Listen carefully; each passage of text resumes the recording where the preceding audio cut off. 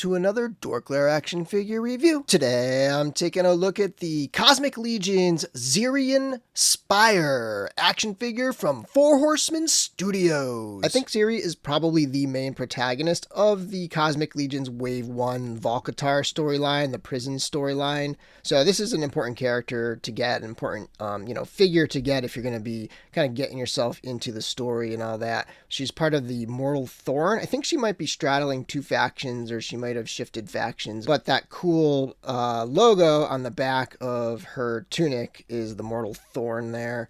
Comes with a variety of weapons, a couple different head sculpts, a removable face mask. Of course, you've got the cloth goods wired tunic.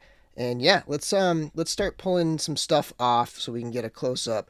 And so this tunic actually has a snap right there that snaps on, and then it kind of, I have the rifle strap weaved through it right now, so let me pull that through there. And then yeah, so there you have that rifle strap here, and we'll look at the accessories after.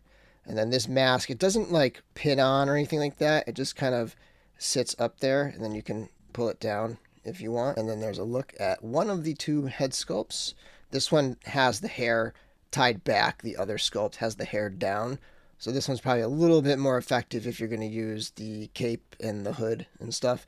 This piece is a separate glued in hair that's soft, so you don't have to worry about like snapping it off or anything like that. And she's got some cool patterns on her face. Got the grayed out eyes. And a little bun on the back, nice little hair detail there. So pretty cool. Actually, one option you could do is just let this sit in the back so they can get a better look. There we go. And then I do love this torso. I like the the 2.0 style figure, but it's now in the space theme. The upper arms and the upper legs are reused Mythic Legions parts, just painted differently. So those are actually the same. But there's a ton of, well, first of all, up in the torso, that's all sculpted detail. So you have those different colors, but they're, sculpted in to these patterns on her shirt. Very similar back to usual Mythic Legions figures there. You got two shoulder pauldron ports and a backpack port. She doesn't come with any of that stuff. She doesn't come with shoulder pauldrons or any sort of backpack, but you don't really need anything like that with her because she's got that cool cape. Yeah, and then she's got the upper torso articulation, and then some nice details on the belt. And in terms of paint on these figures, I think she's got one of the best paint jobs. A lot of detail. I mean, even the buckles are a different color than the straps on there.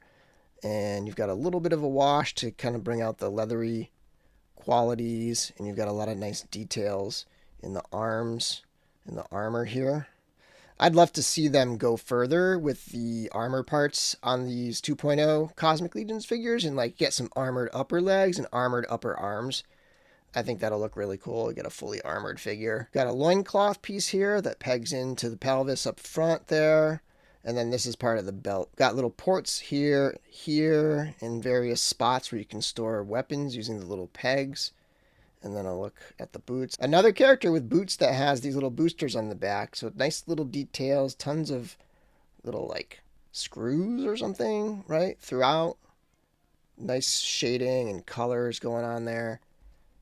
Very cool stuff. Next up, here's a zoomed out shot of Zeri so you can see the overall silhouette. And this figure measures at just under 6.5 inches tall. Here she is next to a couple other figures in the wave. On the left is the Deluxe Tiger, on the right is the Tusk Sentry. Here's a couple Mythic Legions figures. On the left a 1.0 and on the right a 2.0, which is compatible with Zeri. Here's a couple classic 80s characters, a little bigger, more in the 7-inch scale here. On the left is a Masterverse figure, on the right is a Ramen Toys Silverhawks figure. Couple independent toy lines. Here we have an Animal Warriors of the Kingdom and a Valaverse. Couple standard Hasbro figures. We've got Green Goblin Marvel Legends and the Thrawn Black Series figure. And two more. On the left is the NECA Elf, my Cosmic Legion's adopted friend. And on the right is the movie realization Samurai Boba Fett from Bandai Tamashii Nations. For accessories on the figure, there's a pair of trigger hands with horizontal hinges. And she also comes with a pair of trigger fingers with vertical hinges. She comes with 3 guns, 2 pistols, one for each side side, and then she's got the rifle, and they're all three painted in this sort of like gold dry brush kind of color. And there's a lot of extra detail on the rifle, the sort of sniper rifle. First of all,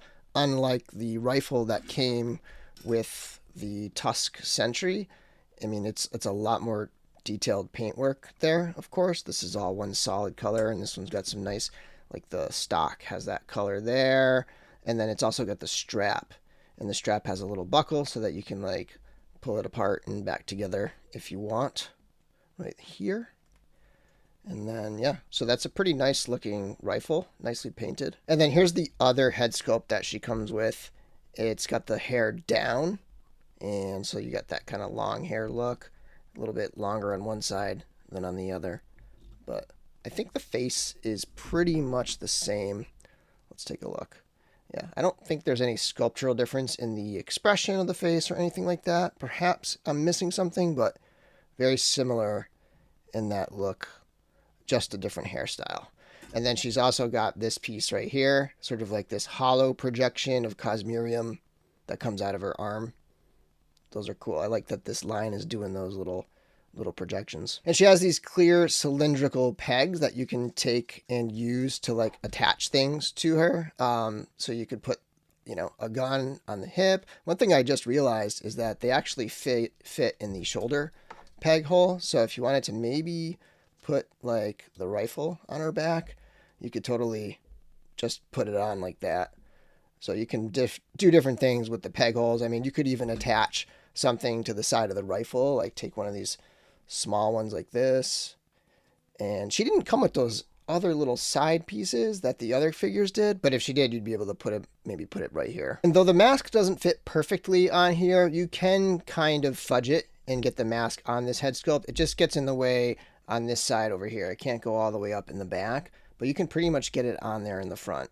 And then here's just another look at the tunic. So what you have is a sort of a diamond shape piece of fabric. On the inside, it's a brown color. On the outside, it's gray. It's got kind of a nice texture to it, a nice material. And there's a snap on the front right here so that you can put it together. And then there's a wired hood, and the wires run up along every single edge of the piece. So very versatile piece of clothing there that you could pretty much use with any figure you'd want. For articulation, the head is on a ball joint. If you've ever played with a Mythic Legions 2.0 figure, you know what you're getting into here. But you got a nice ball joint so it can rock around, cock side to side, and twist. Hinge at the arm, spins around, single jointed elbow. There's a twist at the elbow, twist at the forearm, twist at the wrist, hinge at the wrist. And then the upper part of the torso, you have a ball joint up top, sort of a double ball joint. She can crunch forward and she can crunch way back. Of course, you're going to see some gap there when you go that far back, but you can try to close that gap because it's got the 2-point barbell at the top and mess around with it. And she can come side to side.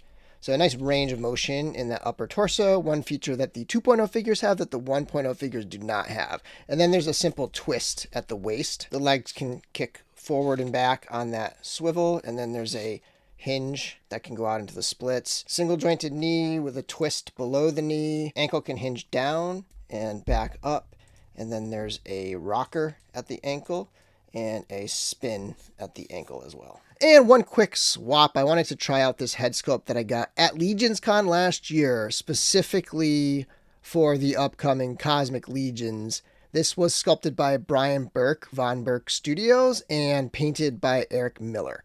And I think this looks awesome. I do think this head is appropriate for the 2.0 style figure.